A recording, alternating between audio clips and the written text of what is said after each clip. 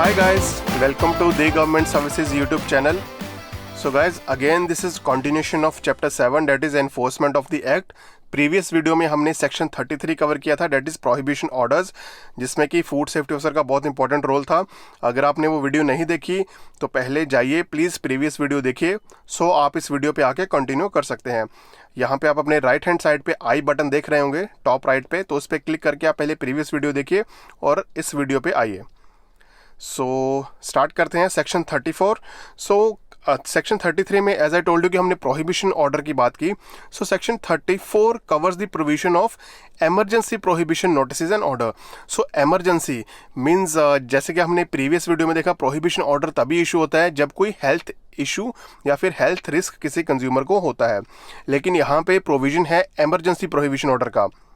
सो इस सेक्शन में हम देखेंगे कि एमरजेंसी प्रोहिबिशन ऑर्डर कब इशू किया जाता है, कौन इशू करता है और ये कैसे जो कि नल और वॉइड किया जा सकता है. So first point, if designated officer is satisfied that the health risk condition exists with respect to any food business, he may, after a notice served on the FBO in the act referred to as prohibition order, apply to the Commissioner of Food Safety for imposing the prohibition. So अगर आप first point देखोगे, अगर designated officer को कोई भी food testing के बाद, majorly food testing के बाद या फिर कोई कंप्लेंट आती है या फिर he himself is satisfied that ये जो फूड बिजनेस ऑपरेटर है, इसके जो प्रोडक्ट्स हैं they are not properly wholesome, so उससे कि हेल्थ रिस्क उस डिस्ट्रिक्ट में, डीओ के जो अंडर डिस्ट्रिक्ट आता है उसमें हेल्थ इशू फैल सकता है, so he can with the permission of the commissioner of food safety. So designated officer commissioner of food safety को, अपने स्टेट का जो कमिश्नर ऑफ फूड सेफ्टी रहेगा उसको अप्लाई करेगा कि we should impose the prohibition order on this FBO so that further health risk जो है अपने डिस्ट्रिक्ट में रोका जा सके. सो यहाँ पे बहुत इंपॉर्टेंट है, डीओ जो कि है अप्लाई करेगा to the commissioner of food safety and commissioner of food safety would be imposing the emergency prohibition. Right? Second point, if the Commissioner of Food Safety is satisfied on the application of such an officer that the health condition exists with respect to any food business, he shall by an order impose the prohibition. और अगर Commissioner of Food Safety is satisfied means DO ने apply किया, application submit किया Commissioner of Food Safety को, and further Commissioner of Food Safety has to carry out investigation and further if he is satisfied कि हाँ हमें इस product को prohibit करना चाहिए, इस प्रोडक्ट की मैन्युफैक्चरिंग डिस्ट्रीब्यूशन सेल अपने डिस्ट्रिक्ट में रोकनी चाहिए सो डैट फर्दर ये कंज्यूमर्स को हेल्थ रिस्क ना दे, so commissioner can pass a prohibition order. So third point, designated officer shall not apply for emergency prohibition order unless at least one day before the date of application he has served notice on the FBO of the business of which intention to apply for the order. Third point is very important. Third point में अगर आप देखोगे, as I told you, designated officer commissioner को apply करेगा prohibition order impose करने के लिए, लेकिन ये एप्लीकेशन भेजने से एक दिन पहले उसको एफबीओ को इन्फॉर्म करना पड़ेगा.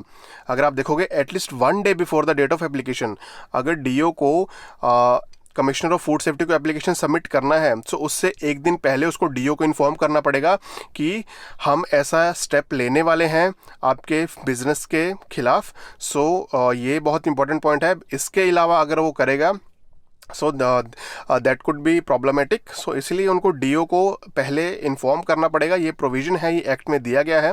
Right. Fourth point, as soon as practicable after the making of emergency prohibition order, DO shall require FSO. yes, यहाँ पे फिर फूड सेफ्टी ऑफिसर का रोल आया. अगर आप देखोगे emergency prohibition order और prohibition order थोड़ा सिमिलर है. यहाँ पे अगर आप देखोगे फोर्थ पॉइंट, सो जैसे ही emergency prohibition order कमिश्नर ने पास किया, सो DO FSO को गाइड करेगा कि आप जाइए and serve a copy of an order to the FBO of the business. So FSO को अगेन जाना पड़ेगा, उस ऑर्डर की कॉपी, जैसे कि प्रोहिबिशन ऑर्डर में कॉपी दे के आता है, फूड सेफ्टी ऑफिसर का ड्यूटी है ये. सो इमरजेंसी प्रोहिबिशन ऑर्डर में भी food safety officer would go and serve a copy of the prohibition order to the FBO. And B point is again same, affix a copy of the order at a conspicuous place on such premises under the purpose of that business, and any person who knowingly contravenes such an order shall be guilty of an offence and shall be punishable with the imprisonment for the term which may extend to 2 years and with a fine which may extend to 2 lakh. सो यहाँ पे अगर आप देखोगे B point में, अगर food safety officer ने ये notice जो है प्रोहिबिशन नोटिस उसकी प्रीमाइसिस में जाके पेस्ट किया, लेकिन उसके बाद भी अगर एफबीओ ने अपनी मैन्युफैक्चरिंग, डिस्ट्रीब्यूशन, स्टोरेज वहाँ पे नहीं रोकी, उसको नहीं स्टॉप किया, तो that FBO would be punishable with the imprisonment for the term of that may extend to 2 years, means उसको 2 साल की सज़ा हो सकती है और उसको 2 लाख रुपीज़ का फाइन भी यहाँ पे इम्पोज किया जा सकता है अगर वो इस प्रोहिबिशन ऑर्डर को नहीं फॉलो करता। I hope it's clear. So 2 साल की सज़ा और up to 2 lakh fine, right. So next point, an emergency prohibition order shall cease to have effect on the issue by the DO of a certificate to that effect that he is satisfied that the food business operator has taken sufficient measures for justifying the lifting of such order. So अगर आप देखोगे prohibition order में भी अगर DO satisfied है कि हमें lift करना चाहिए, सो इस emergency prohibition में भी डेजिग्नेट ऑफिसर जो कि है सर्टिफिकेट इशू कर सकता है once he is satisfied that the FBO has taken sufficient measures to lift which could lead to the lifting of such order. So prohibition order में अगर आप देखोगे तो फूड सेफ्टी ऑफिसर ये सर्टिफिकेट इशू करता है but with the approval of DO, लेकिन emergency prohibition order में डीओ ही सर्टिफिकेट इशू करेगा, right. 6th point, the DO shall issue a certificate under subsection 5 within 7 days of application by the FBO of such certificate. So as prohibition order में हमने देखा था कि 7 दिन के अंदर अंदर DO को ये सर्टिफिकेट देना पड़ेगा so that food business operator can resume his activities in that premises. So यहाँ पे भी 7 days ही लगेंगे, 7 दिन के अंदर अंदर उनको ये सर्टिफिकेट इशू करना पड़ेगा। I hope it's clear.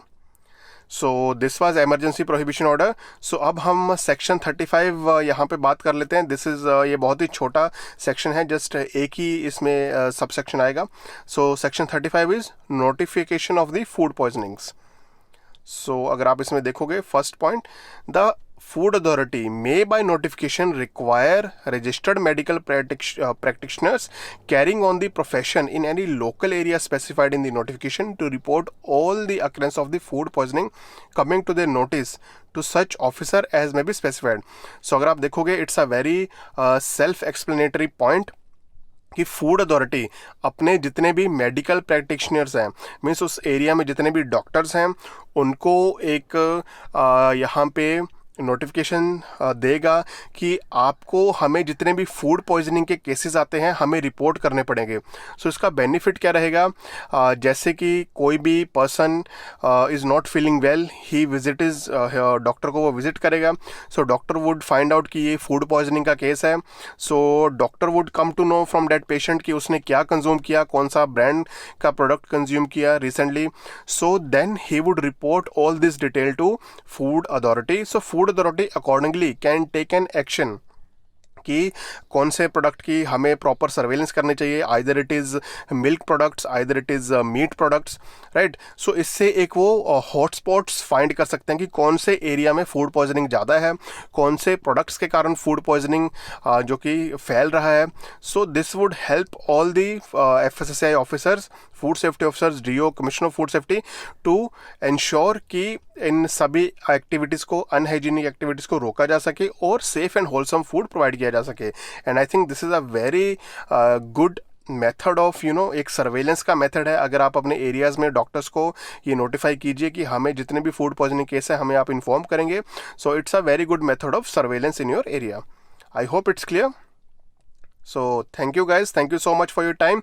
I hope ये लेक्चर आपको समझ आया होगा। अच्छा लगा तो लाइक कीजिए, बहुत अच्छा लगा तो प्लीज़ शेयर कीजिए, सो डैट बाकी के स्टूडेंट्स जो प्रिपेयर कर रहे हैं उनके पास भी ये वीडियो पहुंच सके। और यहाँ पे ये मैं आपको बताना चाहता हूँ कि section 32, 33, 34 this are very very important, even 31। So इन वीडियोज़ को आप दोबारा देख सकते हैं, नोट्स बना सकते हैं, कोई भी डाउट हो तो पूछ सकते हैं। सो गाइज ये चैप्टर फर्दर कंटिन्यू होगा, सो स्टे ट्यून्ड। कल मिलते हैं, बाय गाइज।